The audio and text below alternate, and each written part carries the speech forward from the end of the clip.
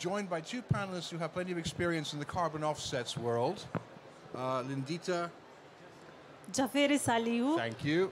And Alexis, Leroy, who's the CEO of Allcot, which is an offset developer and marketer.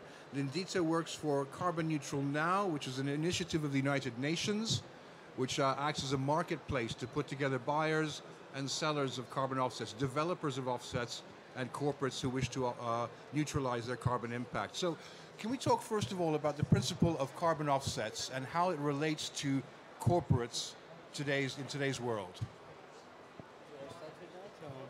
Well, the carbon offset started, it's a Kyoto Protocol origination, and the concept was how to find a tool that is tangible, verifiable, and accountable that allowed to redeem your contamination level.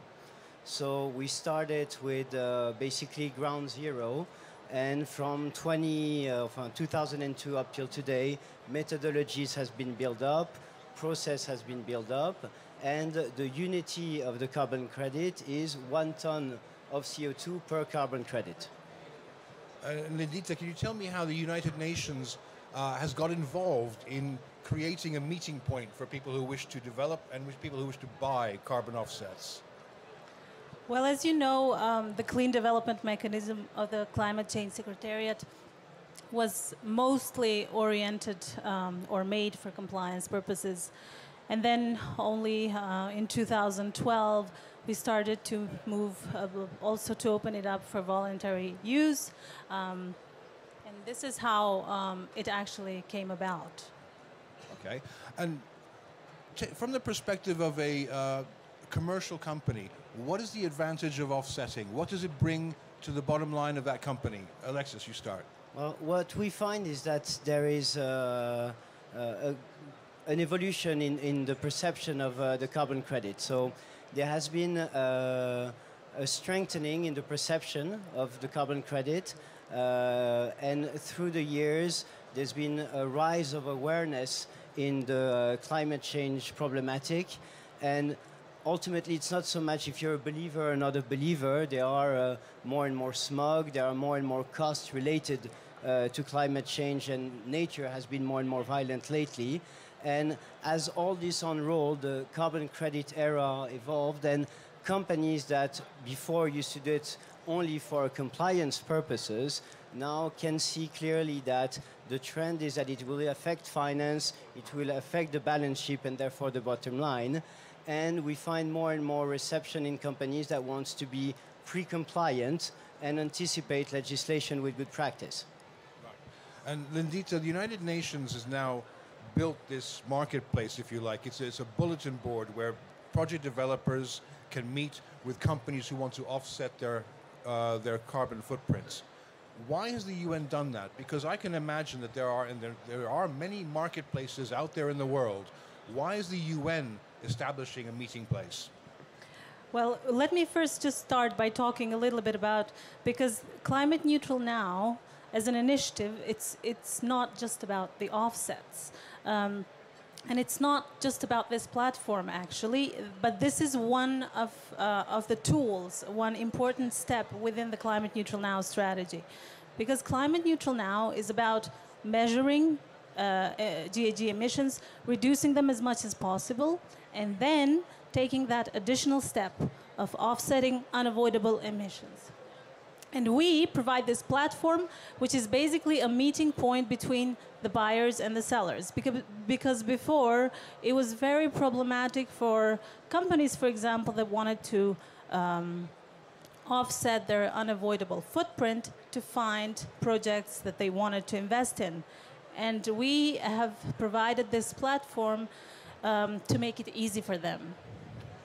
Understood. And what do they gain by coming to you? What is the benefit from coming to you? Do they gain an accreditation of some sort? Can they get a standard, a badge to show they have used the highest possible standard? Well, to join Climate Neutral Now, normally companies are required to sign a pledge. And with this, they pledge that they will be transparent and responsible when it comes to their footprint. What we provide as a climate change secretariat is recognition for these efforts, but of course provided that these data or their GHG emissions are reported publicly online.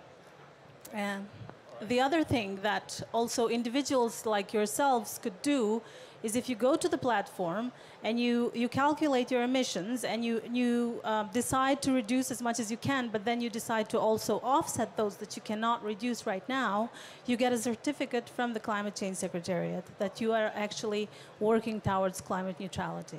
So this is the most environmentally integral way of showing that you have actually made a contribution here and you've actually neutralized your carbon footprints. Yes, I mean, for us, it is of course very important that people, become climate neutral without the need of offsetting. However, in this current situation, under the circumstances in which our society lives right now, there will always be emissions that one cannot avoid.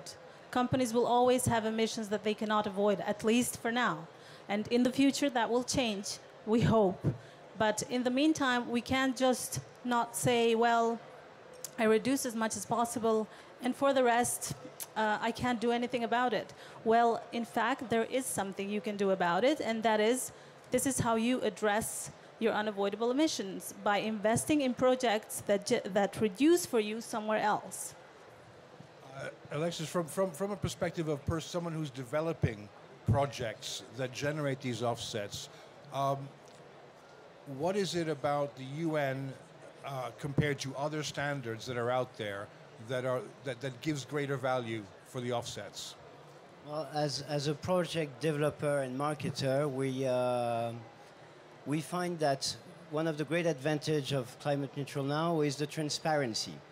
And one of the great harm that touched the industry when it comes to climate change is climate change skepticism, the credibility of the carbon credit as a new tool, but like any rising industry. And we felt that to have a platform where you can be transparent about how many offsets are accounted for, how are they calculated, what type of project are used, and give an idea of what was the price point, because at some point we shouldn't be shy about talking about money as well, is something that we welcome warmly, and that is not something you can get from any other platform or registries today.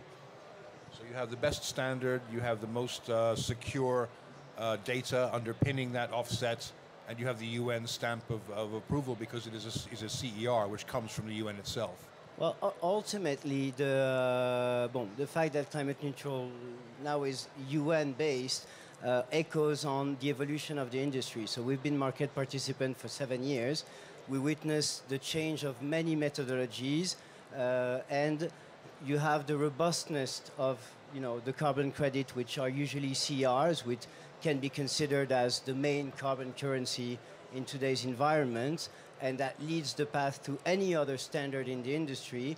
And you have the transparency, which is crucially lacking not only in the climate change industry, but in most of corporates nowadays.